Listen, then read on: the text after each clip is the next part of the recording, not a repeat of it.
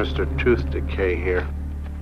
You know, making cavities used to be easy, but it's getting harder now. And mostly because of... Crest! Crest fights cavities, so I'm gonna fight Crest! Now, Crest's got fluoride in it, and Crest is always telling people to watch the teats, have checkups, and brush off it with Crest! Fluoride. It is hailed by the Centers of Disease Control and Prevention as one of the 10 great public health achievements of the 20th century. In fact, for over 60 years, the American Dental Association has stated that brushing with fluoride toothpaste will prevent tooth decay. But is this true? Is there more to this story than what we've been told? Triumph over tooth decay. Procter & Gamble announces Crest toothpaste with Fluoristan, its exclusive fluoride compound, world's greatest weapon against decay. Look, Mom, no cavities. Yes, Crest toothpaste really cuts down cavities because Crest has fluoride. The same fluoride dentists put right on teeth to prevent decay. With Crest, you put this fluoride on your teeth at home, too. Prevent cavities. Use Crest. Crest is accepted by the American Dental Association. Today, 95% of the toothpaste sold in the United States contains fluoride, and 72% of all water is fluoridated. Fluoride is safe and effective, and it's one of the most inexpensive ways to really cut down on dental decay. Anything we can do to help prevent cavities on children, I think, is very important. Absolutely, fluoride is safe. It's effective. Fluoridation of community water is extremely safe and extremely effective in preventing tooth decay. Science is on the side of fluoride being safe and effective. There is no controversy about this in the scientific community. If it's such a simple issue, how is it that it's still going on after half a century? I remember it being debated when I was 30 years ago. And it's continuously debated. But just because we've been doing something 50 years doesn't necessarily mean that it's right. Public health officials knew then what they know now. Would we have fluoride? Would it be added to our drinking water? Well, today a coalition of scientists, dentists, and doctors are taking action to stop fluoridation until it is proven safe.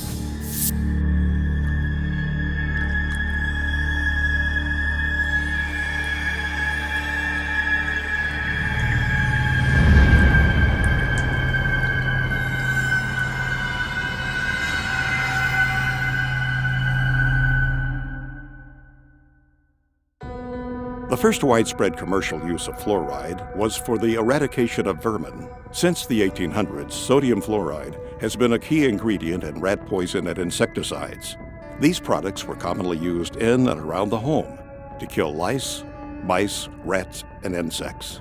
Fluoride proved to be not only a good way to kill rodents, but also an effective way to kill a man. As the use of fluoride became more popular, reports began flooding in of people dying from ingesting this toxic substance. Headlines screamed, "Roach poisoned in pancakes kills 11 men. Rancher takes dose of poison by mistake." Article after article, all having the same tragic endings, proving that sodium fluoride can and does indeed cause death. In fact, during the last part of the 19th century, the Industrial Revolution was taking hold of the modern world. An unfortunate byproduct of this technological revolution was that it created the most toxic pollutants known to man.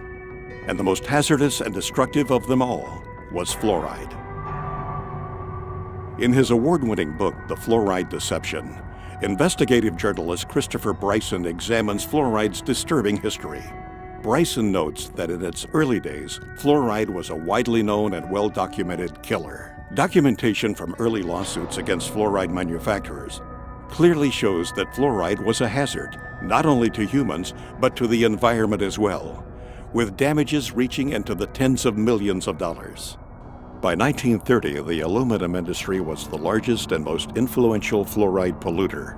Industrial giants such as Alcoa knew they had to do something. Vegetation and livestock near Alcoa plants were being decimated as toxic fluoride fumes lingered, rendering nearby cattle lame and crippled, even causing death. One newspaper article from that time proclaimed, "During the past year, we had 51 head of cattle die. We had laboratory tests made, and these tests show excessive amounts of fluorine in the liver and kidneys. Also, some of our young cows had lost their teeth. Our saddle horses were so crippled from fluorine poisoning, they had to be shot. The serious nature of fluoride toxicity was beginning to be realized. As a result, fluoride's threat to corporate America was laid out in an exhaustive review conducted by the U.S. Department of Agriculture. Toxicologist Floyd Dietz warned of new medical information exposing fluoride's harmful effects. Danish scientist Kaj Roholm singled out the aluminum industry, specifically Alcoa, as the source of much of the fluoride poisoning.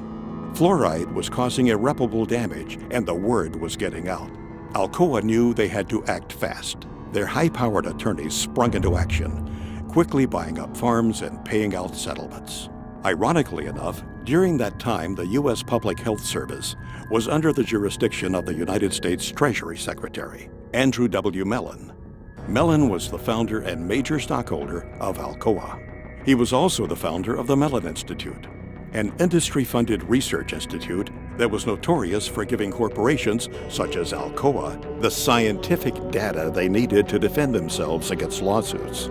The Mellon Institute published questionable and self-serving evidence that supported the effectiveness of fluoride in fighting tooth decay. In doing so, the Mellon Institute rats had put a smiling face on what had been a scientifically recognized environmental and workplace poison. It was an aluminum industry-funded scientist, Dr. Gerald Cox, who worked at the Mellon Institute, that first made the proposal to artificially fluoridate public water supplies. Mellon's economic interest in fluoridation was obvious. Fluoridation provided the chemical industry an opportunity to void liability of their poisonous fluoride waste by means of promoting it as a health benefit. The official human experiments began in Grand Rapids, Michigan on January 25, 1945. 107 barrels of sodium fluoride were delivered to Grand Rapids, where city technicians began tipping them into the city's water supply. They were the first to publicly fluoridate their water.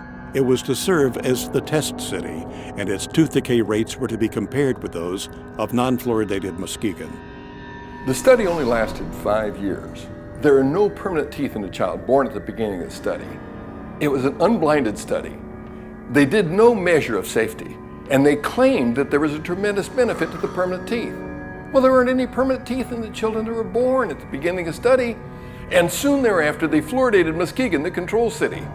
It's a phony baloney study used to demonstrate the benefits, where there are none. Unfortunately, fluoride's ugly side has almost entirely escaped the public view. As Bryson points out, historians have failed to record that fluoride pollution was in fact the biggest legal worry of the industries that were involved in developing the atomic bomb program. As some may remember, the Manhattan Project was a secret program which brought the atomic bomb into existence. But what most people are totally unaware of is the fact that fluoride was an essential element in the production of the atom bomb. There was a guy named Harold Hodge that was the chief toxicologist for the Manhattan Project, and basically, in order to create the nuclear weapons, they needed massive amounts of fluoride. He was hired as a toxicologist or part of the team to determine, is there going to be any toxic effects of fluoride in this project? Really what they were worried about is they were worried about lawsuits.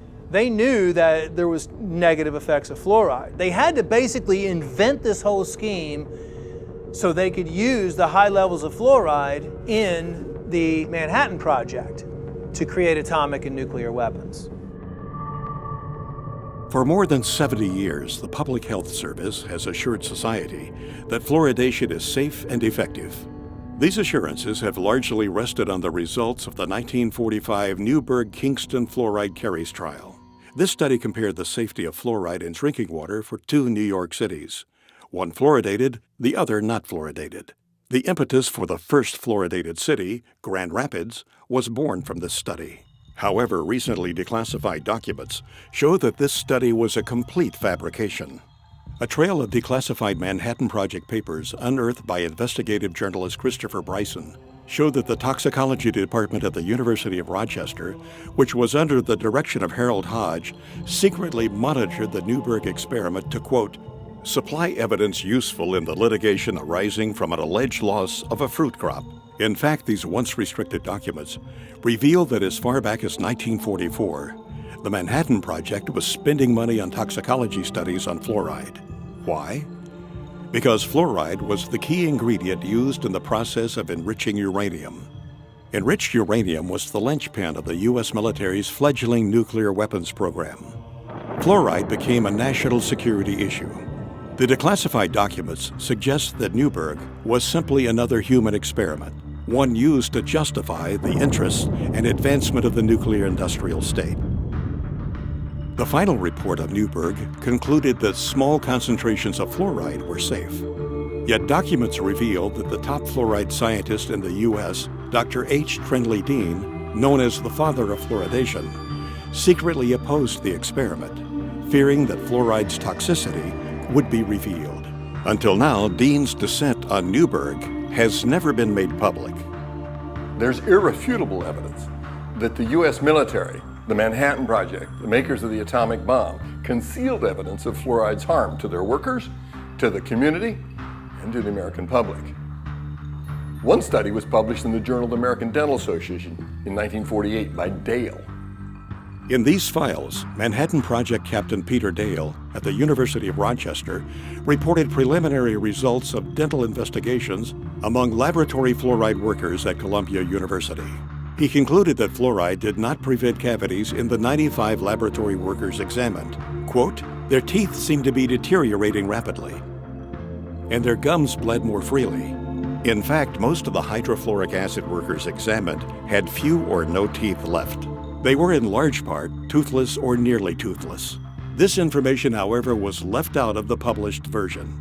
The published study merely notes that the fluoride workers had fewer cavities than did the unexposed workers. They didn't mention the fact that they had fewer cavities because their teeth had fallen out of their mouths." Since World War II, fluoride has been one of the most destructive environmental pollutants. At one point during the Cold War, fluoride was blamed for more damage claims against industry than all 20 other major air pollutants combined. Fluoride was responsible for one of the most notorious environmental disasters in U.S. history, the town of Donora, Pennsylvania, which jump-started the environmental movement. In 1948, the small mill town lost 20 people, and an estimated 6,000 men, women, and children were sickened by U.S. Steel's dark blanketing smog. Even the town's name betrayed its corporate roots. Donora was an amalgam of the first name of Nora Mellon, the wife of industrialist Andrew W. Mellon.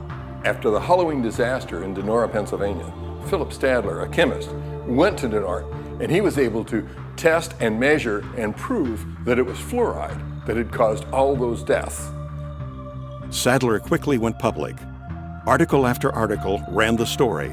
Chemist says fluorine gas caused 19 smog deaths. Sadler said, "Chronic fluorine poisoning has been killing people in Donora for a long time. It has left its characteristic trademark on the valley's animals, crops, and vegetation." Both the U.S. Army and the Atomic Energy Commission, now known as the Energy Department, had a secret and vital interest in the outcome of the Donora disaster. If fluoride were fingered for the Donora deaths, it might bring unwanted scrutiny of worker health safety for those in the bomb factories, resulting in damage suits and expensive requirements for air pollution controls. On October 1949, the Public Health Service official report on Donora was released. The 173-page government document appeared to be of similar size to that of the Holy Bible and came to virtually no conclusions. The report's emphasis was on bad weather and that the disaster was therefore an act of God. The report made no mention of fluoride. Could it be there was a vested interest on the part of the government not to upset the public concerning the potential dangers of fluoride? Although it was Gerald Cox's idea that ultimately led to the endorsement of water fluoridation, the man who gave the official endorsement was Federal Security Administrator Oscar R. Ewing, Alcoa's top Wall Street attorney. 9 months after the Donora disaster, Ewing made a surprise announcement for the nation. The U.S. Public Health Service was reversing a long-held position. The ex-Alcoa lawyer declared that his agency now favored adding fluoride to drinking water across the United States. Coincidence? When it came time to choose a public relations representative to persuade public opinion in favor of water fluoridation, Ewing chose none other than the father of public relations himself, Edward Bernays. When they're selling water fluoridation, they didn't just walk out and say it's good for you. They actually hired Edward Bernays, Sigmund Freud's nephew, to sell Americans on how good it was to have silicon fluoride in the water. Edward Bernays was the one that created how to control the population through media and through advertising. Edward Bernays, also known as the father of spin, pioneered the idea of crowd psychology. In 1928, he wrote a book called Propaganda, in which he wrote, "If we understand the mechanism and motives of the group mind, is it not possible to control and regiment the masses according to our will without their knowing it?" He called it the engineering of consent. Bernays introduced the corporate giants to crowd psychology methods and polished techniques to manipulate society. He convinced the population to buy on impulse things they didn't even need. In his writings, he concluded that individuals were controlled by 4 basic motivations: self-preservation, aggression, security, and sex.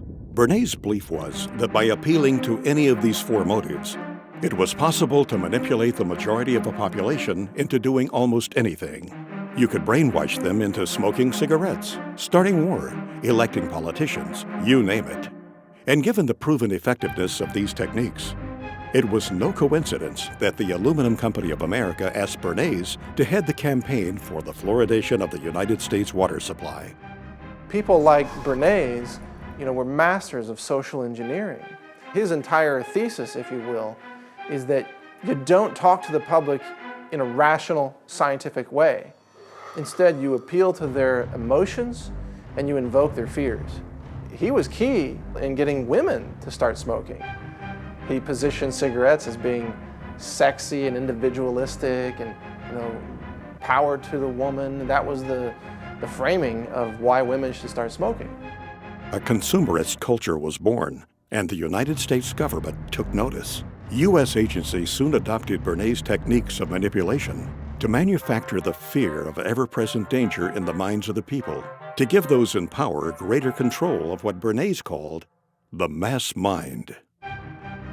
He went on to propose in his book Propaganda, those who manipulate this unseen mechanism of society constitute an invisible government which is the true ruling power of our country. We are governed, our minds are molded, our tastes formed, our ideas suggested, largely by men we have never heard of. This statement holds just as true today as it did in the 1920s when Bernays first wrote it. Throughout medical science, including dentistry, poison-producing corporations have always been able to infiltrate major institutions and dominate their narrative. When Christopher Bryson was writing this book, The Fluoride Deception, he reached out to Edward Bernays. Bernays said it was child's play to convince the American public that fluoride was good for them. While the official narrative rang, the case for fluoride had been proven. Some people weren't so quick to jump on the fluoridation bandwagon. Because fluoride had been used for years as a rat poison, to kill coyotes, to kill cockroaches. Some of those opposing fluoridation were in fact dentists. And because of their advocacy for safe water, they were censored by the American Dental Association. If they worked for the Public Health Service, they got fired. If they were team players and kept their mouths shut, they got to keep their job. So out of fear, many people who knew better remained silent. The true story behind water fluoridation can be hard to swallow. The facelift performed on fluoride dating back more than 60 years ago has misled generations. Instead of conjuring up the image of a crippled worker or a poisoned forest, we see smiling children. As a new generation arises, we must sound the alarm yet again. To those who have ears to hear, this film is meant to be a warning. This film will prove beyond a shadow of a doubt that fluoride is a deadly poison being added to our water supply. It will further prove that the chemical commonly known as fluoride is the only chemical added to public drinking water to treat you, the individual, rather than the water. The information presented in this film can change your life. It can help protect your health and the health of your loved ones. It will lay out the real facts behind water fluoridation. It will expose the hidden hand behind the curtain, pulling the levers of industry, corporate profit, and public perception. Fluoridation is neither safe nor effective, but rather a fraud. And honestly, one of the biggest hoaxes ever perpetrated in human history. To say things like tobacco's harmless, fluoride is harmless. Agent Orange is harmless, they say. DDT was harmless. Asbestos, right? Yeah, GMOs now, they say, are harmless. This is a long history of science selling out to corporate interests while the people are systematically poisoned. And to this day, people still believe fluoride is safe in the drinking water, and the majority of dentists still believe it's safe to put in toothpaste and to put in different types of compounds. Most people in America are persuaded that everybody fluoridates their water. And if you're living in a town like Albany or Long Island or Ithaca or somewhere, but the vast majority of the population in the world does not drink fluoridated water. Most of the countries do not fluoridate their water, only about 30. The countries now that have banned the use of fluoride, China, Austria, Belgium, Finland, Germany, Denmark, Norway, Sweden, the Netherlands, Hungary, and Japan. All these countries have said that fluoride, number one, is ineffective and toxic and should not be used. We are still using it. There's something wrong here. I think it's time that we become aware and do something about it. How come our country that's supposed to be, quote, so smart, uses it? Well, there's something going on here. What does the European Union know that we don't know? Nothing. Nothing. They know the same thing, that's why, but the difference is they're not getting paid off and we are, and so therefore, this is what the only thing I can come up with, because they both have the same facts. They both have the same facts. Fluoride is toxic. Fluoride is not helping your teeth. If it was really helping your teeth, why do we have all these dental problems? It's not at all. How come you can go to primitive societies around the world that never had even seen fluoride, and they have perfect teeth?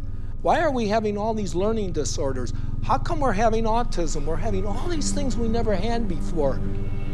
Well, why don't we ask that question and answer it honestly? Answer it honestly. 98% of Europe does not fluoridate. Only 8 countries in the world have more than 50% of their population drinking water. America, Australia, New Zealand, Ireland, Israel, Singapore, Malaysia, and Colombia. Only 8. I think Europeans have come to their senses on several issues, not all of them, but on many, GMOs being one of them and fluoride being another. They've rejected these things because they're looking at the evidence. America tends to be way behind the curve on really recognizing reality in the realm of fraudulent hoax science. Our CDC and the liars in Washington, D.C. have only had success in countries that speak English for the vast majority of the disposal of their hazardous waste product. That means that you and I and our children in the United States are the largest consumers of hydrofluosilicic acid. Call it what it is. Hydrofluosilicic acid, what is that? Hydro's water, fluo, fluoride, silicic, sand, and it's missing an electron. It's acidic. It'll kill you. You take your hand, dip it in like that, you're gonna die. Hydrofluosilicic acid does not occur in nature. It's a man-made molecule. And it eats through concrete, glass, stainless steel, fiberglass, plastic. You name it, it'll eat it. So why are we putting that in the water? First tonight, hazmat crews from all across our area responded to a chemical leak this afternoon in Rock Island. The chemical was so strong that it was burning through the concrete there. News 8's Christy Mergenthal has the latest. It was just before 1 o'clock Thursday afternoon when hazmat crews were called to the Rock Island water treatment plant for a chemical spill coming from this tanker truck. The chemical hydrofluorosilicic acid is used to add fluoride to the plant's water. After several hours, crews were able to clean up the leak, allowing operations to return to normal. They had to cordon off the area, obviously, but as far as the treatment of the water and the amount of water being used by the public, there's no effect on that at all. Now, that acid that did spill out is a chemical that they actually use every single day here at the water treatment plant. It adds fluoride to the water. Reporting Reporting live in Rock Island, Christy Mergenthal, WQAD Quad Cities News 8. That's how they transport it. It's extremely aggressive. It'll eat through almost anything, including concrete. What is labeled fluoride is not naturally occurring fluoride like you might find in the ground. It's actually a collection. It can be over 100 different chemicals, including some radioactive chemicals, including many cancer-causing chemicals, including heavy metals, neurologically damaging elements that are called fluoride. And then this is dumped into the water supply, and the cities have the doctors and dentists convinced that this is somehow good for your teeth. Fluoride is really a clever way for industry, the mining industry, chemical processing industries, aluminum smelting and processing industries, to eliminate their toxic industrial waste without having to pay for it to be handled as industrial waste. They just slap a new label on it, fluoride. They sell it to cities, and the cities dump it into the water supply. Basically, it's a hazardous waste byproduct of the manufacture of phosphate fertilizer. It's a mining byproduct. They dig up this rock. This rock is no good as is. So you mix it with sulfuric acid, and this produces soluble phosphate, and that's what becomes the fertilizer. It's a byproduct that they can't do anything with. It's a poison, so they sell it and make fluoride out of it. It was a fraud. It was a scam from the get-go. It is a means of getting rid of fluoride. You allow industry to use your water supply to dispose of their hazardous waste. It's a disposal mechanism. It's a major industrial waste pollutant. They were trying to dump it into the rivers that were going out into the ocean in Florida, and boy, they stopped that. They said, you're polluting, you're killing the fish, and which they were. For 100 years, they decimated the local vegetation, crippled the cattle, damaged the citrus groves in Florida. It was costing them a fortune to handle this as a very serious industrial waste. And so they're helping Cargill get rid of their hazardous waste problems. Cargill is the largest privately owned corporation in the world. They were also the largest producer of hydrofluorosilicic acid. Cargill at one time had like 90% of the market. When the hurricanes went through Florida, they knocked out the holding pond, so there was a shortage of hydrofluorosilicic acid. And so they reached out to the rest of the world, and now we get it from Mexico and Japan and China, because none of those countries allow fluoride in the water supply. They don't put it in at all. So obviously it's piling up in those countries. I don't think we need to be helping other countries out with their disposal of fluorosilicic acid. Fluoridation is the worst recycling practice in the world. So I support recycling. But to take the hazardous waste from the phosphate fertilizer industry, which cannot be dumped into the sea by international law, and cannot be used locally because it's too concentrated, and to take that product and put it into our public drinking water is sheer lunacy. It's bizarre. I mean, George Orwell, Kafka could have written this play. It's lunacy. There are 250,000 tons dumped annually in the water supply. Does that sound like a big figure to you? If you had 1 ton and were worth over $1 million, you'd be a poor person by the time you got rid of that ton. It's extremely expensive to get rid of. Is there anybody that you know that might be willing to talk to us, perhaps a whistleblower, somebody who's been injured or? Yeah, there's a guy who wrote a book, Toxic Torts, the tell-all book about the phosphate fertilizer industry, Gary Pittman. He'll tell you the story. Is that where's he out of? In Florida. That's where all the phosphate mines are in the United States. That's right. Paul, looks like we're going to Florida, buddy.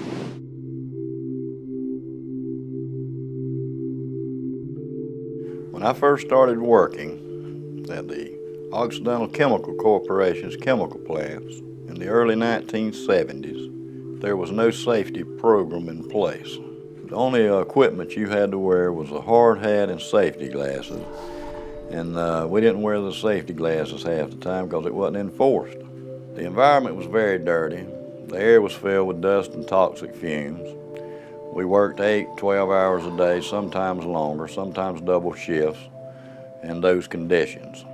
When you're 18, you think you're invincible. Had a physical by their doctor, and he actually put on my application a perfect health specimen. Mistakenly, you tend to believe that somehow you're invincible and blindly step into harm's way without a thought about the future consequences. I started working there when I was 18. I was in excellent health. I quickly rose to a supervisory position and was making about $50,000 a year. However, my success came at a high price, my health and well-being. My first and last job was working for Occidental Chemical Company in the phosphoric acid plants in Hamilton County, Florida. So Gary, what made you write this book? I wanted to leave a history behind on what happened to me and some of the co-workers here in this county. And it kind of gives the inside look at a phosphate plant, mainly the chemical plant where phosphoric acid is made. Former employees of Occidental Chemical Corporation have filed a lawsuit against the company. They say they have life-threatening diseases because the company did not follow safety procedures. Paige, they have diseases like leukemia, emphysema, and toxic brain syndrome. For years, doctors struggled to diagnose them, but finally they found a common link. It was the phosphate plant they all worked for. Gary and several other former employees are suing Occidental for failing to provide adequate safety education and gear. One woman's husband died of bone cancer before his battle could make it to court.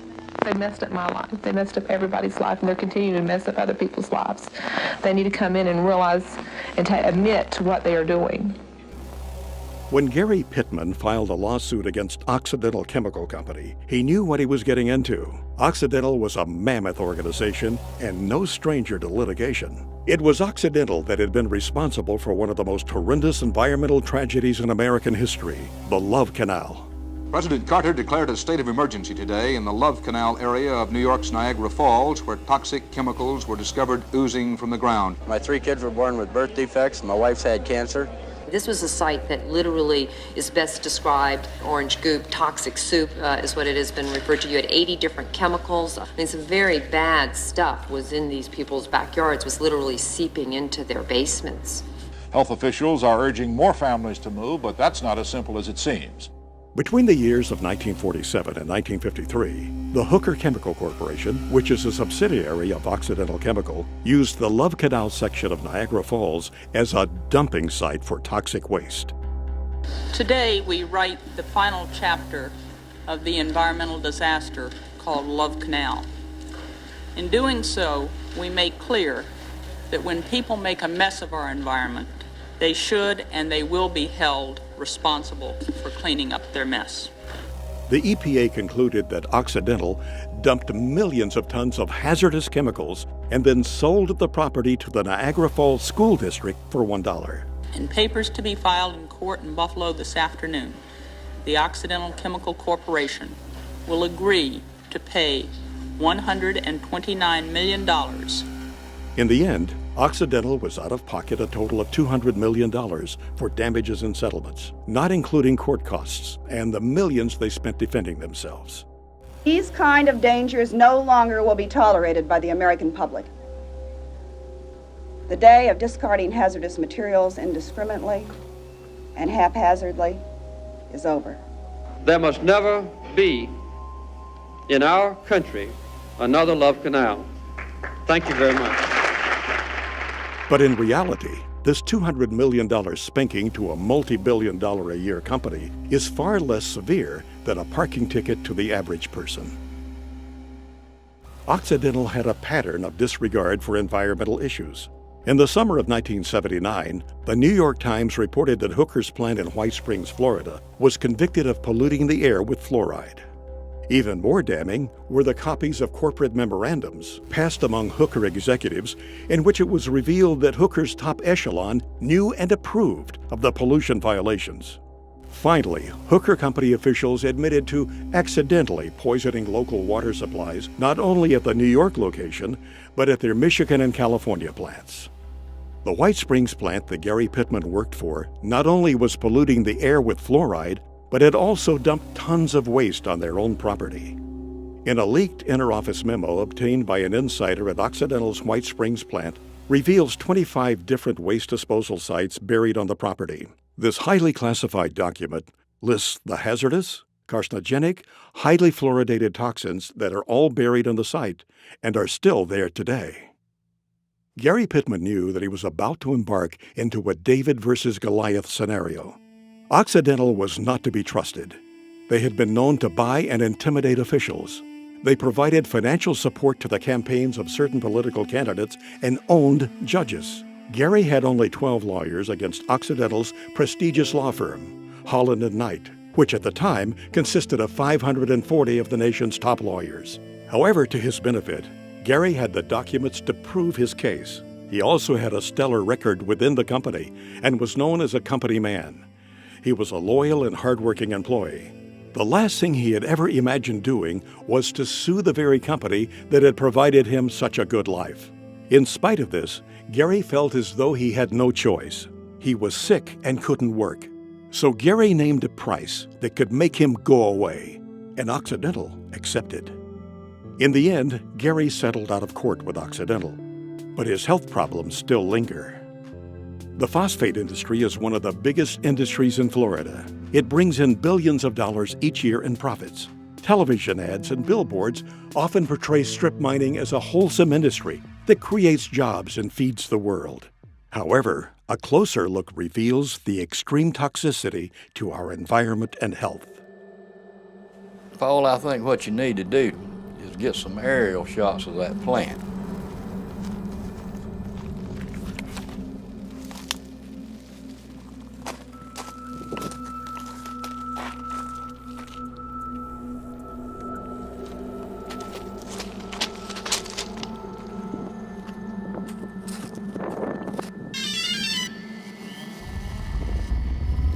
Because you cannot see the devastation going on from just riding down the road. If you could get some aerial shots of that plant, I could point out what's going on, what's happening, you know, and point out where a lot of the pollution's going on and stuff like that. What people don't realize is this is where hydrofluorosilicic acid starts, because you have to mine the rock, you have to make the phosphoric acid, and hydrofluorosilicic acid is made from the fumes off the phosphoric acid. Then it's put into the city's drinking water. I worked out there my whole life, basically, and I never seen that good of shots. You don't see this on Google Earth. I mean, you just see an overview and you get the idea that those are there, but... Yeah, what you see here is, you know, the common person never sees this. They don't really want you to see it either, because then you would know how much devastation, you know, there is at these plants. And you know what's so good about it is the general public's gonna get to see this in this new film, and they can, you know, they can decide, you know. And like I said, that's where your hydrofluorosilicic acid starts. That's the way they mine. It's overburdened. They take the overburden off to get to the ore. Basically, they take a nice forest area, they cut down all the trees, they burn all the stumps, and they take all the topsoil off. The overburden is topsoil, subsoil, clays, until they get to the ore.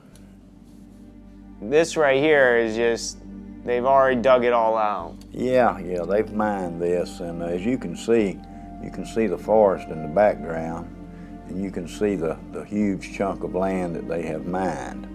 The phosphate lobby is very, very powerful.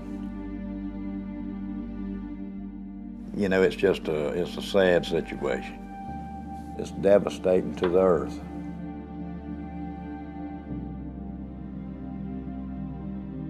This water, this coffee-colored water, it's just hard to describe how bad it is. You know, when you call it water, it's not really water. It's so laden with so many different chemicals, and it contains many elements such as cadmium, chromium, mercury, nickel, beryllium, arsenic, fluorides, lots of fluorides. Lead, and I heard it even has it has radioactive elements in it too. It is radioactive. Uranium-238, radium-226. It also has traces of polonium-210. Very contaminated stuff. A lot of people don't realize that this is some of the worst contamination at a phosphoric acid chemical plant. Where this was all located was wetlands. If you have a wetland, you'll have a heck of a time trying to get a permit to go into a wetland, you know, to do anything. You know, if you want to dig a pond or whatever, they're not going to give you a permit. But somehow these people got permits to dig up all this wetland, and they claim they'll reclaim it, but it'll never be reclaimed like it once was. It's just, there's no way. They will reclaim just enough land, and they'll have a little show place so visitors, and they can go show them what they've been doing. Yeah, we've mined this out, and now this is what we've done. Mm-hmm. And you know, for what they've destroyed out there, you know, what a 10 or 15 or 20 acre plot they've reclaimed. Nah, they're not going to reclaim it. What they'll eventually do, and this is just my prediction, is they'll change the name of this place and they'll form a corporation, and they'll call it something like White Springs Phosphate. And then when they finish mining out the rock, they'll bankrupt.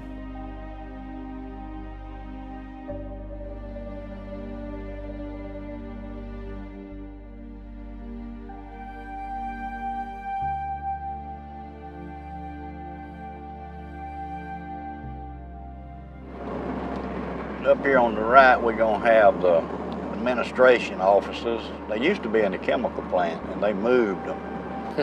They used to eat the pantyhose off the women's legs. Wow. It says, "To whom it may concern, I worked at the above-named company, Occidental Chemical Company, White Springs, Florida, in 1968 and part of 1969. Our accounting department was located in the admin building, which at that time was located at the chemical plant. Many mornings when we employees would get out of our vehicles, women, our pantyhose would dissolve off of our legs. It was explained to us that it was a chemical fallout, not to worry. Our boss would see that each of us girls would get $1 to get us another pair of pantyhose. The chemicals also would eat small pit holes in the paint on our vehicles. Years later, they moved the admin building away from the chemical plant to out by the main road. And there's several more names here of other girls that could testify to this. So there's three things you can see from the space station, and that's the Great Pyramids of Egypt, the phosphogypsum stacks of Florida, and the Great Wall of China. And that's how large they are. They have them in South Florida and Central Florida that are 400 acres big. It's a huge operation. They dig cubic tons of rock a day. What is with the water up there? The pond water is water they use for the process, and it's recycled. The water's used over and over, and it gets stronger and stronger and more contaminated. How do they contain it? Just by building a dam like that? A dam around it, and that's what I was fixing to tell you. There's no liner under that stack. It's right on top of the ground, and it is leaching. Sure it is. To the groundwater. Yeah, I read somewhere about a sinkhole that took place. The reason the sinkhole developed is because the acidic water eating away the limestone. And once the limestone gives way, you're in the groundwater. Wow. Because in Florida, when you drill a well, you have to go through the limestone to get to the aquifer. Sure. When that 84 million gallons fell through in there, it contaminated all this water around. It had to have. Like I said, you know, it's just a matter of time before, you know, you have a sinkhole like that. It's just a weak point. Wherever there's a weak point in a cavity in the limestone is where the bottom falls. Eventually going to happen. Yeah, in all of them. In all of them. It's just a massive, massive operation. Yes, it is, and if you'll see, there's sections in this phosphogypsum stack. Mm-hmm. When the sinkhole caved in one of these, it was one of these sections. It wasn't all of it. Only that one section was 87 million gallons. Whoa. So you can multiply that times 4. You know, that's just a lot of toxic waste to be going into the aquifer. In addition to this recycled toxic water up there in those ponds, those ponds you call them, in addition to that, they're taking fresh water too, right? Of course, they use a lot of fresh water because, see, this is the main thing that they don't want you to know. is what they call the water balance. It just makes them nervous if you start talking about the water balance. What do they add back when they need water if it's leaching? Right. It's going away. So they have to add some fresh water to keep the process going. Right. The phosphate industry uses more fresh water than any other industry in the state of Florida. You know, and sometimes they have to release water out of those toxic ponds. Where do they put it? They put it in the creeks and it runs into the Swanee River. Now what they do to it is lime it to bring the pH up so it don't kill the fish immediately. The Swanee River, they claim, is a pristine waterway. But if you ask the Fish and Game Water Commission in Florida, they'll tell you not to eat over one fish out of that river a month. Wow. Because of lead and mercury and chromium and cadmium. They won't tell you that, but that's why. Yeah, that's why. This is just a lot of the documentation I've reached through the years. What really caught my eye was, like we had talked about earlier, the 1972 through 1979 misrepresenting environmental data. And they charged them $575,000 for emitting 10 times the amount of fluoride allowed below. And I was working there when that was going on, and the fumes were just unbelievable. It pit the glass on your windshields, make them so foggy it would etch the glass. Just having your car parked out there while you're at work. Parked there. I mean, back in the 60s, you know, I mean, even earlier they realized that those fumes were very toxic. Very toxic. The phosphate company pretty much polices themselves. They have their own crews do their stack testing and all the other environmental things. And, you know, that's kind of like the fox watching the hen house. And I have been involved to where they would go up to test a stack and come down and tell me, so something's wrong. This stack is going to fail. You know, so you look around, find a problem, straighten it out, and say, okay, boys, y'all can go up there and test now. I have also been at the point to where we couldn't find what was wrong, and they were doing the test, and we would just go and open a blind in the fume ducts to allow more fresh air to rush in, so it would dilute the emissions. But I know for a fact that they cheat on these tests. Once you know that, then you lose all faith in these regulatory agencies because you know it's all a farce.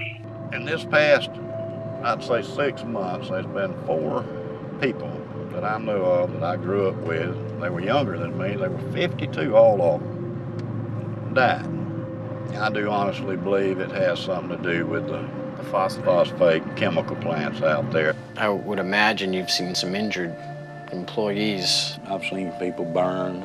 I've seen people blown up. I saw a man killed, and he was going to weld on a rotary drum filter. And somebody had washed it with a solution of sulfuric acid and pond water. Found out later the guy had struck an arc to weld on that thing, and it exploded. And it killed him, messed up his friend, too, that was helping.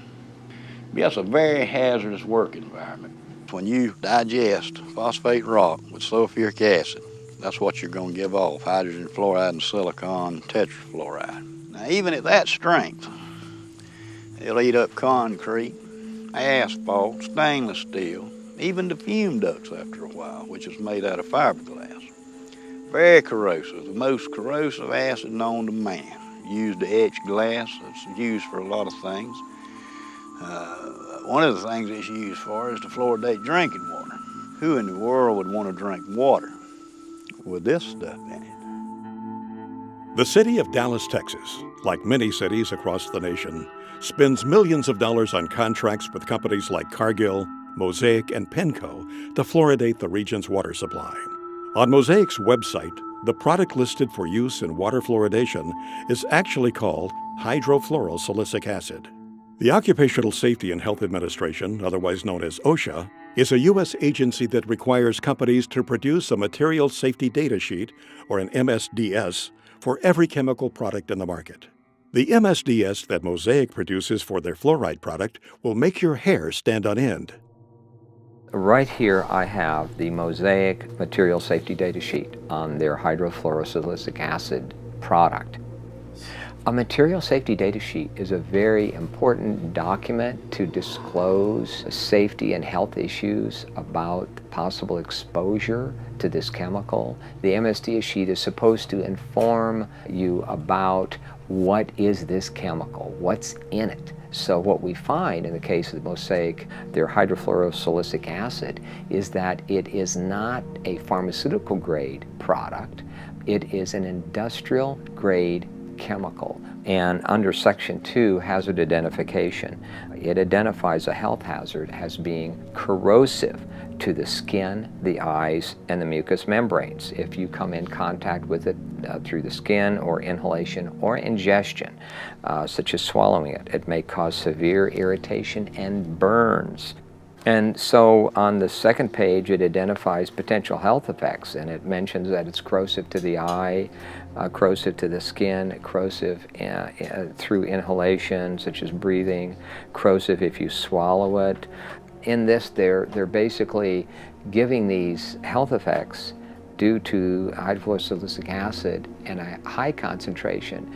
It's less clear at what concentration this won't happen at.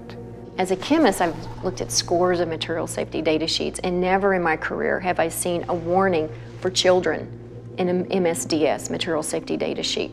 What happens is the companies that's producing this chemical realizes they have a revenue stream that's a little risky for them from a liability standpoint on how their customers are using this chemical. And so they've now put a warning in their material safety data sheet, warning for fluorosis, osteosclerosis if exposure occurs during enamel formation. There are no children working in these chemical plants. There are no children being chemical handlers. So this warning is for the end user. And so we've presented this to the City Council, and they have now been alerted that their own supplier has put a warning. And this is where we came across and said, you now need to put a warning, at least for children that you've received from your supplier. You need to put that downstream. So now the liability is on them too. Hydrofluorosilicic acid has no known benefit in human or any physiological system. It's not even useful in any mammal. So adding that to the public water supply for an alleged benefit is a fraud, and it's a crime against the citizens of this country, and it's cumulative over a lifetime. It is a very noxious poison, and you do not have to take my word for it. If you've got a Webster's dictionary, open it up. One of the definitions is fluoride, a violent protoplasmic poison. Then you have to go look up protoplasm. We are protoplasm, so violent protoplasm for us. Say, let's put that in the water and see how the kids turn out. So, as we're learning, it seems like there are no rewards to this. It just seems it's just all risks. It's all risk. It's a big lie. There's no benefit whatsoever. It's all risk. Let's get to the science. That's what I say. Instead of covering it up, let's look at the science.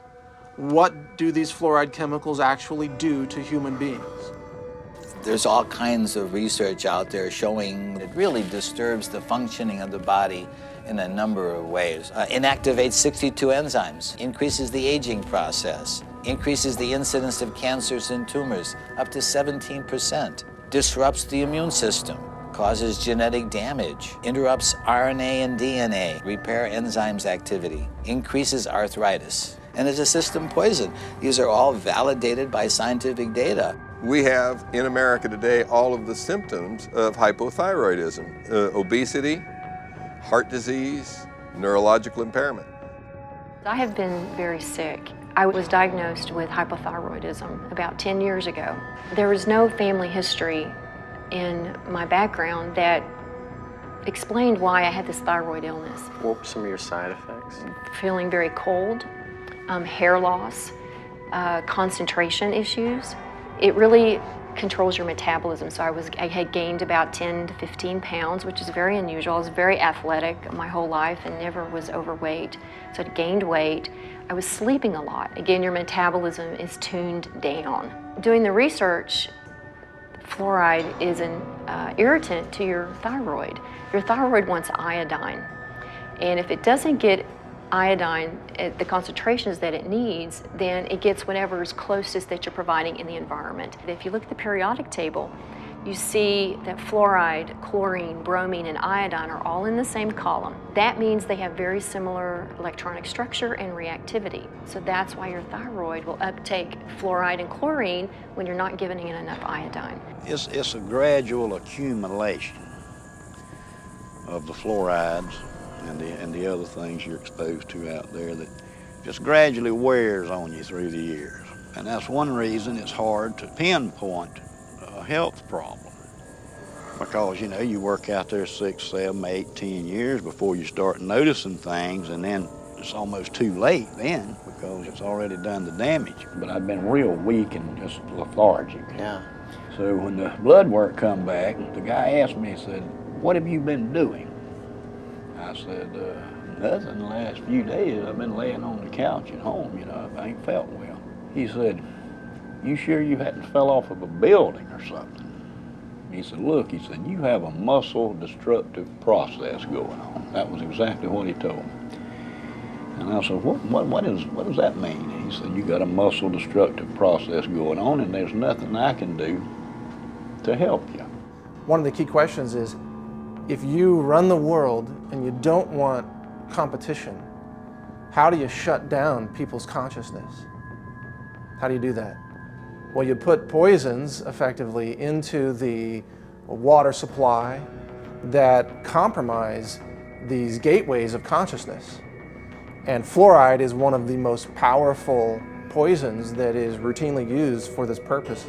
The pineal gland is actually kind of located in the center of the brain, and it secretes two hormones, DMT and melatonin.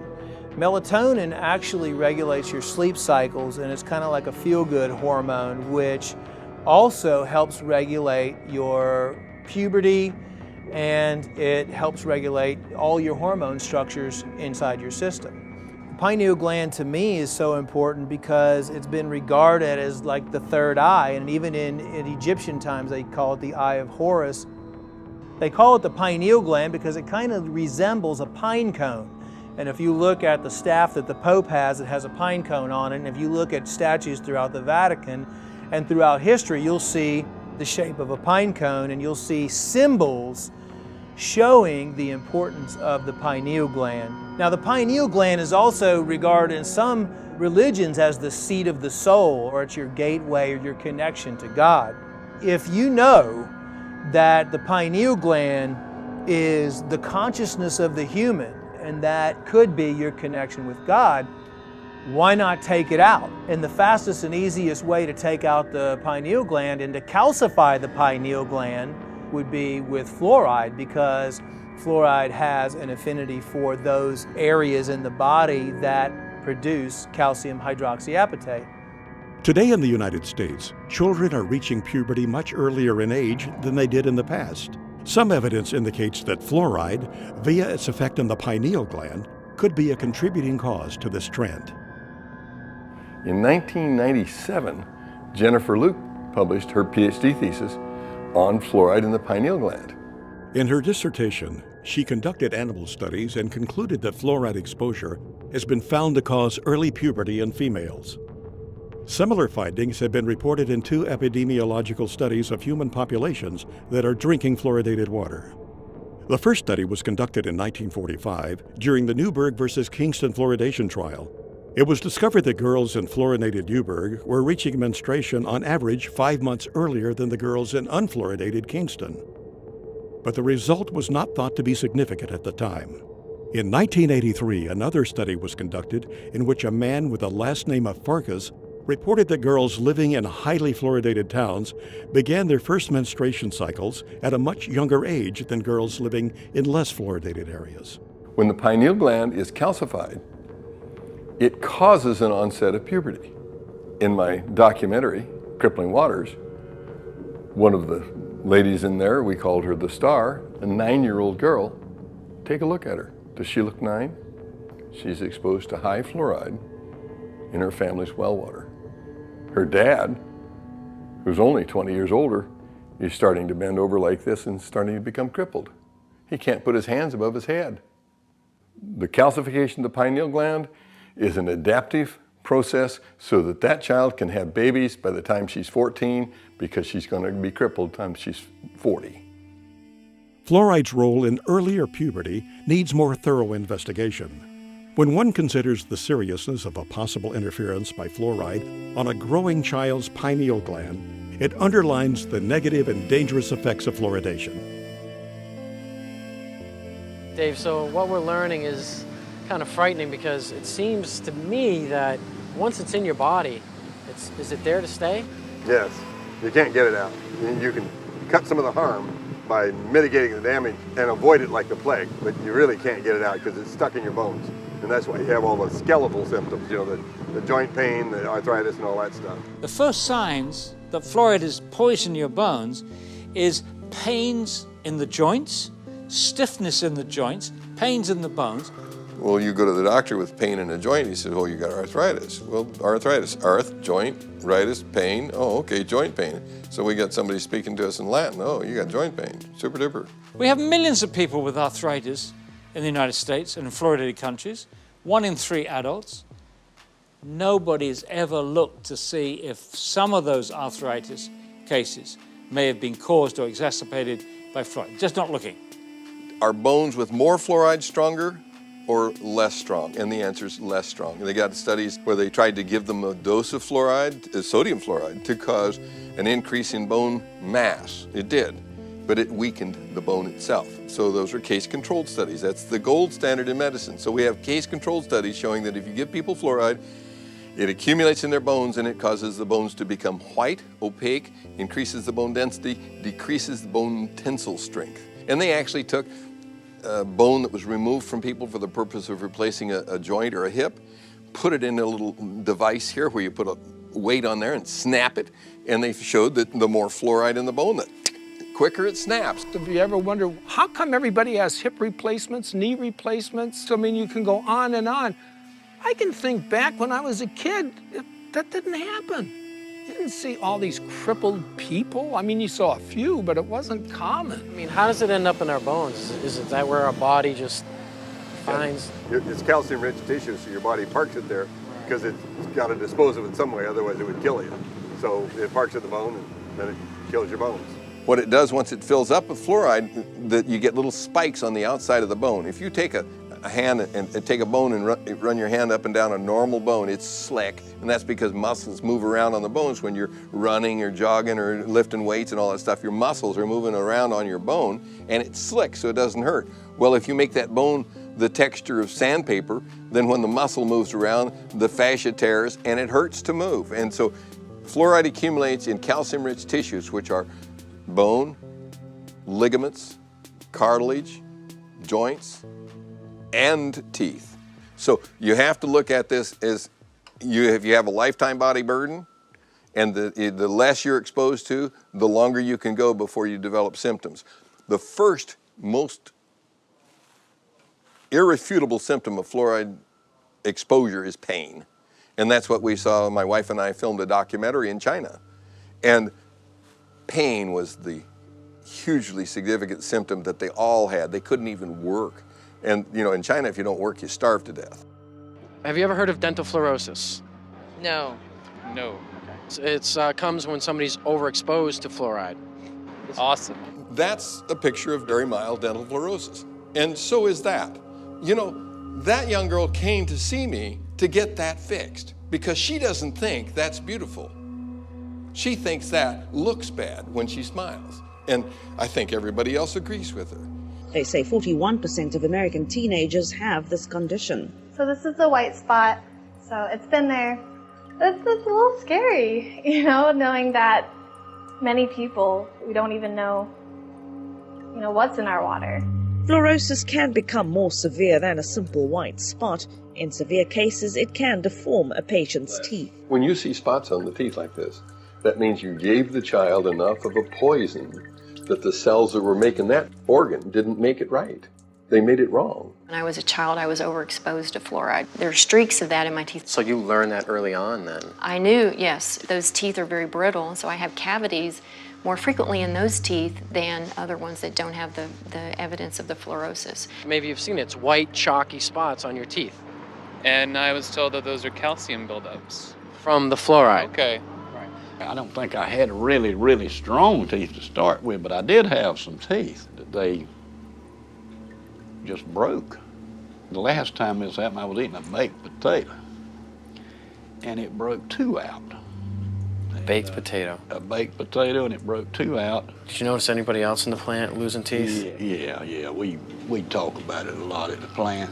So the ADA, the people in office, the people who are in these regulatory agencies, they're aware of overexposure to fluoride causes dental fluorosis, correct? Yeah. They know of that, right? And they know that dental fluorosis, the teeth become weakened, they chip, they fall out. Brown, spotted, ugly, wear away real fast. Yes, they know all of that. We took California, we took the whole state. There's no difference in dental care costs for welfare from one end of the state to the other, regardless of the amount of fluoride in the water, whether it's 0.1, 0.2, 0.3, no difference. So if there was a tremendous benefit, you ought to be able to see that, and it doesn't show up at all in the computer data. So that's why they won't debate you. And although fluoride can help with your teeth, if either chemical is consumed in high amounts over a lifetime, it can lead to cancer, skin conditions, bone disease, and other health issues. There is a recent lawsuit in Maryland, it's a federal lawsuit, a woman who believed the medical establishment at the time when her daughter was an infant. She gave her daughter 90% of her diet, intake of water was this fluoridated baby water. And so the daughter grew up with severe fluorosis, and to get that corrected, dental restoration is about $100,000, and they can't bear that burden. So they are suing Nestle and Gerber. So putting it in a baby bottle when the child doesn't have any visible teeth, there's no way on God's green earth that can have anything except a negative impact on that child. It will damage that baby's teeth. But they sell it in the grocery store as baby's first water. I've seen that for years. How do we educate women to not buy this for their babies? And this is why we wanted the warning for infants, because they're the most at risk. They drink their weight in water within 2 or 3 days. If you and I did that, we'd be drinking 22 liters a day. I mean, it just goes back to the whole, these regulatory agencies that are supposed to, be kind of looking out for our best interests, and as you know, they're not. There's no reason for the FDA to allow them to sell this as a food. It's a crime. I hope they're punished someday. I say they have a duty to warn. They have a duty to warn you. Not one manufacturer of formula says, by the way, don't use the tap water. Women, Infant, and Children, WIC program. We contacted them. They refused to tell mothers not to use the tap water. And you know what she said? It would damage the fluoridation program. Fluoride is safe and effective, and it's one of the most inexpensive ways to really cut down on dental decay. Fluoride is safe and effective. Fluoride is safe. Fluoride is safe and effective. Well, there's a study from 20 years ago showing infant mortality was higher in fluoridated communities. Is that why? I don't know. Why didn't they do a follow-up study? I think that would be interesting to know. Children have died, There's been a case of a child who swallowed this. The dentist left the room. The parents didn't know. The kid swallowed it. Had to be rushed to hospital. They couldn't save him. He died. So yeah, it's very toxic substance. There's no question about that. Is that the kind of stuff that a responsible parent would be putting in their child's hand? FDA in 1997 required manufacturers of toothpaste to put this warning label on it. It's the same as you'd have on a loaded .38 caliber pistol.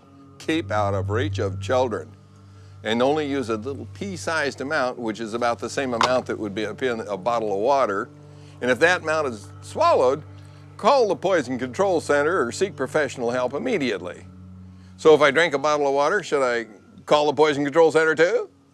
This is just insane. So this is what 2 different organizations say. One says, don't swallow it. Why did they put that on there? They put that on there because there were 10,000 calls a year to the Poison Control Centers from children made ill by swallowed toothpaste.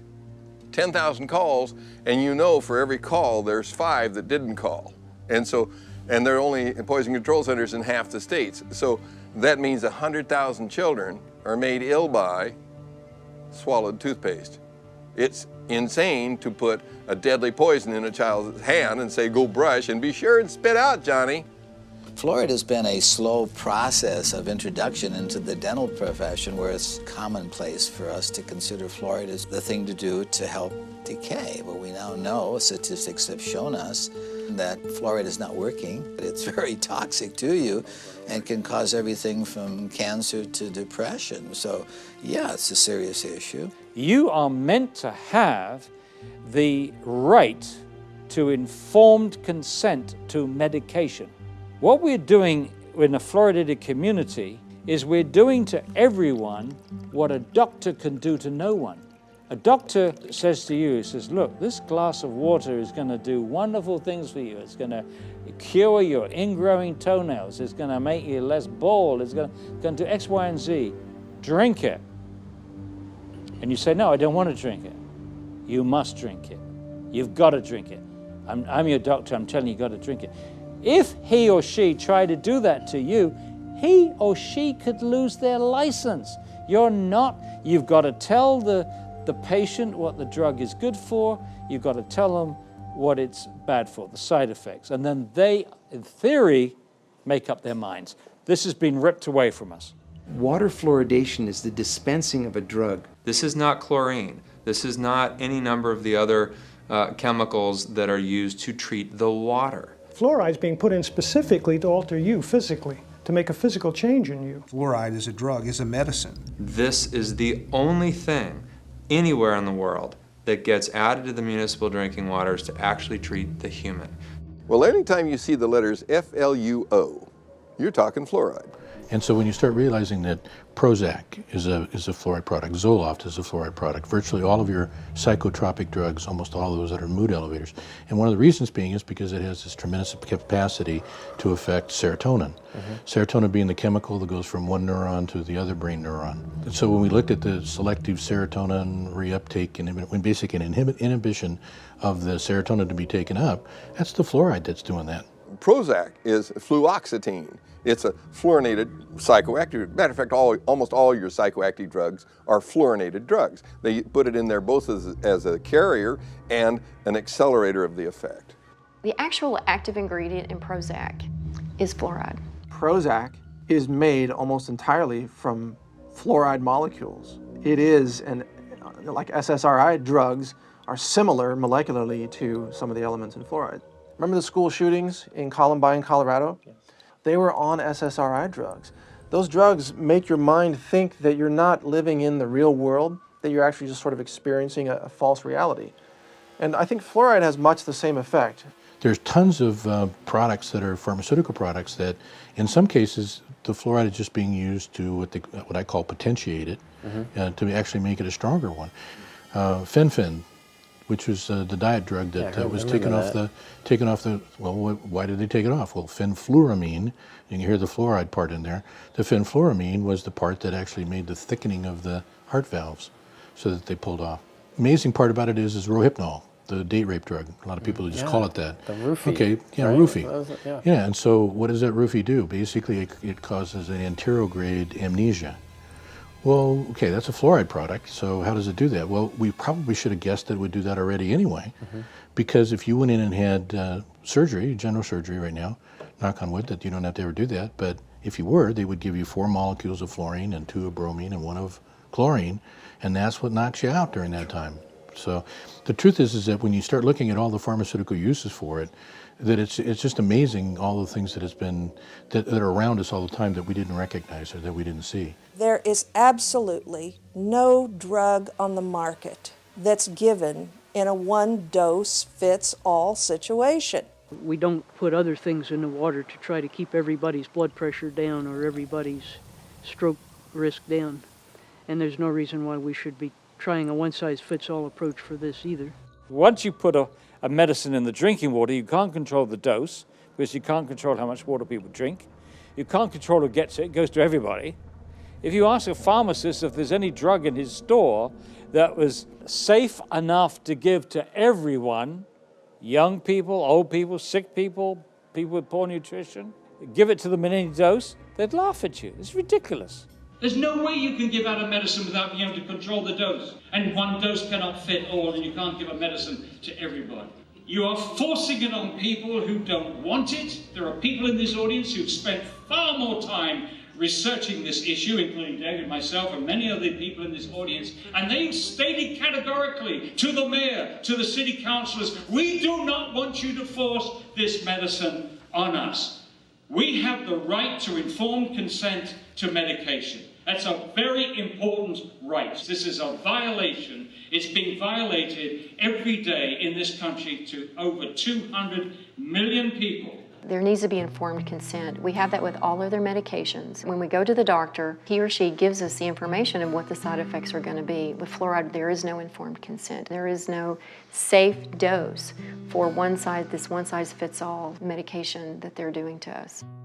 Now, all of those issues are important, but the one that really concerns me is the impact of fluoride on the brain.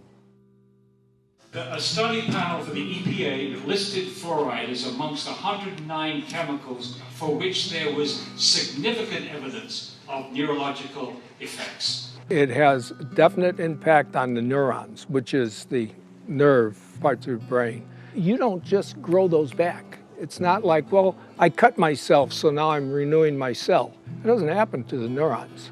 There are so many ways that fluoride could be damaging the brain. We know this from animal studies. Dr. Phyllis Moulinex exposed rats to fluoride to work out its effects on the human brain and the central nervous system. What we did was we exposed them, let them drink the fluoride in the water for 6 to 20 weeks. The pattern that we saw, it typically is what we see with other neurotoxic agents that are well known to cause a hypoactivity or a memory problem or an IQ problem. When I first presented the results of these studies, one of the individuals sitting and listening to the results, he says, "Do you have any idea what you're saying?" And he says, "You're telling us that we're reducing the IQ of children." Look, the first opponents of fluoridation in this country in the 1950s were biochemists. These biochemists had used fluoride in their experiments to poison enzymes. And they, including Dr. James Sumner, who won the Nobel Prize for enzyme chemistry at Cornell, and he said, fluoride poisons enzymes. You don't want to put this substance into the body. Poisoning enzymes is what makes people sick. Poisoning enzymes is what kills people. It's highly likely that you're going to get subtle effects on the brain that the parent is not going to notice. No wonder that our children can't read and write. It's no wonder because we're damaging their brains with a stupid preventive dentistry program that doesn't even work. We have behavioral studies, and we have 24 IQ studies, 24 studies which now show an association between fairly modest exposure to fluoride and lowered IQ. They've actually got it down to a 1 milligram dose of fluoride causes a 0.59 loss in IQ points. The average IQ is 100. So if you're 95, you're in the back of the class napping because you can't understand what the person in the front is saying. And you're going to get a nice job pushing the broom around. So what if you got twice that dose? Okay, you're down to 90. So what they showed in studies in other countries is that you lose all your genius out of your society. You've damaged the intellect. But new research from China supports Dr. Moulinex's conclusion that fluoride affects mental development and IQ levels. I've heard a great deal about a chemical that can be used on the teeth to help prevent decay. Is that a good thing to use? It certainly is. We use a fluoride solution, and we have evidence that for some people... 50 years ago, American government scientists had clinical evidence that fluoride affected the central nervous system. But all this was kept secret. Chemical? You're going to put some chemical in my mouth? All mention of the effects of fluoride on the central nervous system was stopped. In my view, fluoride is where lead was in the early 70s. That argument lasted about 10 years, and it was finally proven that, yes, low levels of lead, lower than caused visible symptoms, was in fact damaging a child's mental development. I think the same thing's we're going to find with fluoride. As someone who has gotten off of fluoride, I can tell that my thought processes and my concentration is higher. And so when you damage the IQ of the children, you lose your place in the country as a leader, and we have. And that's because of the damage that our government has allowed to happen to the intelligence of our children. If there wasn't research out there that's shown conclusively that it affects the brain and the neurons, that it affects the immune system, that it affects the bones, and it is incorporated into your body, fluoride bonding is strong. You get something fluoride bonded, it's not easy to get it off. Well, what's going on? Fluoride is now in thousands, and I really mean thousands of products where it has worked its way in, and I don't understand why. I had a good friend of mine come up to me one day when I still lived in the valley. He says, Karen, he says, look, there's fluoride in Cocoa Pops, and there's fluoride in Fruit Loops, and there's, I'm going, what?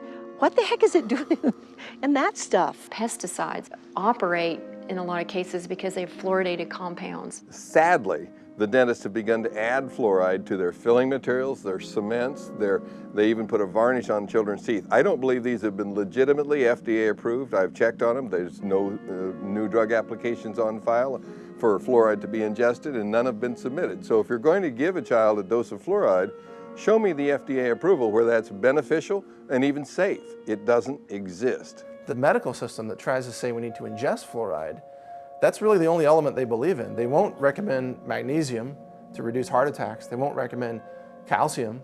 They won't recommend zinc for immune boosting function. They only believe in one element, and it's fluorine. You know, how come they don't look at the other elements that are needed? See, that's why it's very selective. It's a dogma. There is no, selenium waste product that they have to get rid of. That's why you don't hear about the benefits of selenium from industry. Right. But selenium is an anti-cancer element, and most people are deficient in it. Chromium, trace element for blood sugar regulation. Most people are deficient in it. Why don't doctors and scientists say, let's put chromium in the water? Because they're not trying to get rid of it as a toxic waste. That's why. If you look at the table of elements, you got to consider the whole thing. It's not scientific to say, well, let's just put this one element in the water. Well, what about all these others? Water fluoridation is a hoax. It's not scientific. It's not good medicine. It's not public health policy. It's a desperate attempt by certain industries to eliminate a toxic poison by feeding it to the people and calling it public health when it's clearly waste disposal. It comes down to this? Yeah, the government's paying 35 dentists at the Center for Disease Control to go out and promote the addition of silicone fluoride to the public drinking water. So it's making a lot of people who can't do dentistry money. Where money and power are is a magnet to criminals. And so Washington, D.C. becomes a vortex of evil. And I'll tell you, when you're controlled by a few people, which is the government, who controls the government? Money. Big money. And if they're about money, then we have a conflict of interest. We want our children to grow up healthy and strong, and they want to make profits. There are solutions out there. There are answers to this. There's ways to get around and possibly clean up your system. What can we do? The best thing you can do is look at what the body's made of, which is water. Every living substance is composed of water. People ask me, what's the easiest, simplest way to start regaining my health? I say, change the water. When you start flooding your body with water, if you have no access to anything else, no supplements, and eating clean foods, which would mean raw, organic fruits and vegetables, and if you have access to superfoods, which would be like chlorella, spirulina, blue-green algae, stuff like that, I still think that distilled water is the best. I recommend adding organic apple cider vinegar to their distilled water because what it does is it brings it back to life. When you distilled water, you lose all the minerals in it. It's a clean water, but it's not an active live water. So what I do and what I recommend, you can get a distiller for $300 or $400 and run your tap water right through the distillation unit and fill up your 5-gallon water containers. And then every time that you fill it up, put a little cap full of organic apple cider vinegar in there, the raw kind, and then you're getting vital nutrients, live enzymes, probiotics, and it's just one of the cheapest, most effective ways to regain your health or to just, give you a lot of good, active, live nutrients, and it brings the water back to life. But the big problem is you can get the best water in the world to drink and cook with, but what are you going to do about your shower? In fact, I would even say don't shower in tap water. That's so toxic that, look, where I live now, I'm drinking and showering in either rainwater or well water.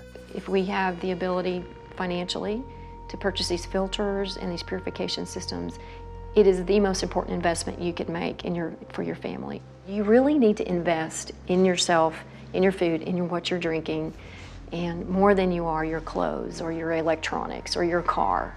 It is the priority. When you accumulate all these chemicals in your body, you have to do something to get rid of it. The antidote to fluoride poisoning is calcium, magnesium, vitamin C, selenium, and iodine. And you can get rid of it with perspiration, which is saunas. You can get rid of it by drinking more water and having it go out in your urine. The right diet can bind to those elements and help clear them out. I'm not drinking any more water with fluoride. I'm not eating foods with fluoride. I'm not cooking my pasta rice soups with that fluoridated water. So I completely took it out of my diet. Considering the fact that fluoride toxicity has become a huge problem, kind of teamed up with Alex Jones and his staff over there, and I was asked, what can we do? There's no product on the market that targets specifically fluoride detoxification and fluoride cleansing. So I was asked to put something together that would do that. It's really a combination of 6 of the most potent compounds we could find working together in unison to help you eliminate or detoxify fluoride from your system on a regular basis. This product is something that people can take on a daily basis or take on a weekly basis or take to help their body naturally eliminate fluoride from their system. There are 2 strategies for really getting fluoride out of the water supply. One is that you can have the citizens, protest, go to the city council meetings, rise up against the chemical tyrants, and demand clean water. Just demand clean water, that's it. And if more people would do something like this, instead of just turning a blind eye, that's what's wrong with our country.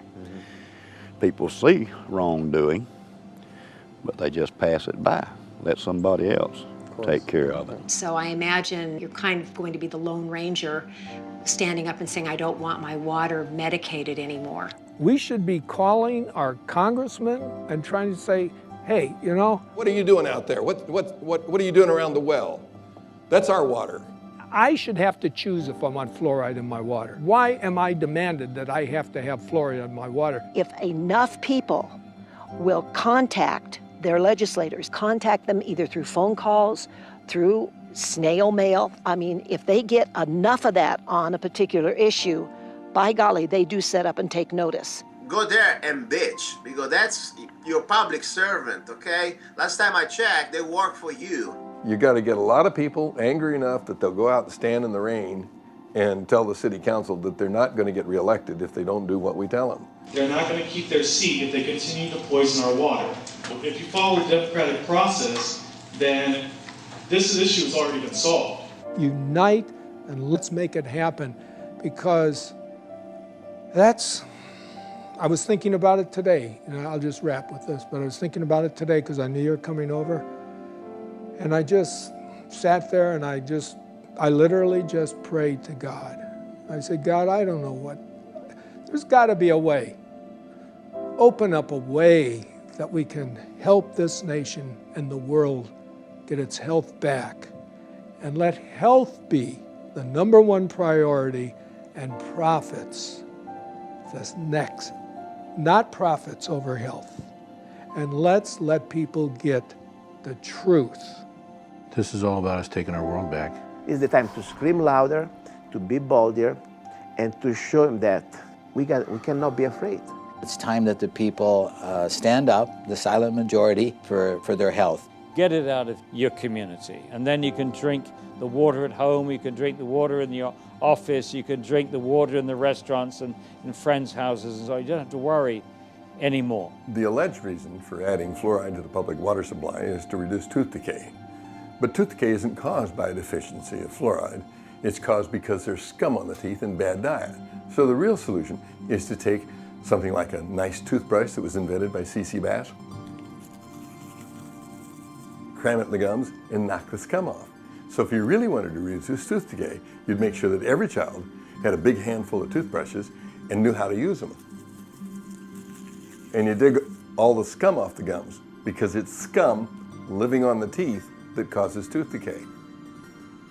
I don't want to poison the scum, I want to scrub it off the teeth and then not feed it. So you don't give it sugar, white flour, and bad food, processed foods. You give it good foods.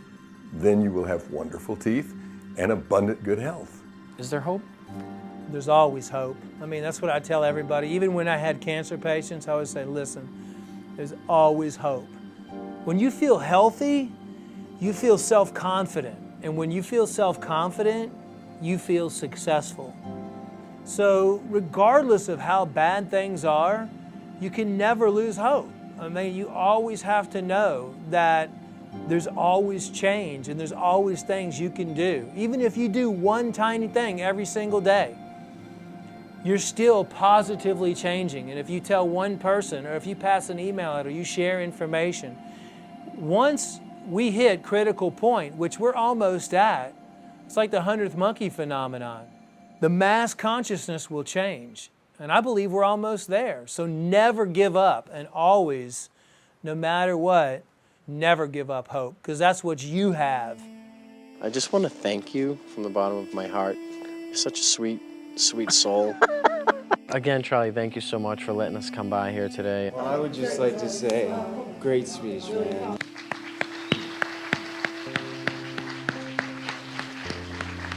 Thank you for all your work you've done over the years, and your discoveries, and your journey, and your just everything. Thank you so much. Appreciate Welcome. it. Thank you. Thank you, Gary. Thanks, Paul.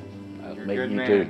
You're the man. Okay, Thanks so much. Thank you. Appreciate it. Thank you. It's been a treat. It's a pleasure to talk to you, and I'm hoping that this will get the message to more and more people. Now, this is fantastic. It's going to be a great educational tool, and we appreciate you being here. And thank you so much, and we'll look forward to seeing you again. Likewise. Thanks for having me. You guys are incredibly powerful, and I want to say thank you for what you're doing for all of us. I really wish this project the greatest success. People need to hear this message from all of those that you've interviewed. This is powerful information, and I imagine that in 50 years, people will be watching this.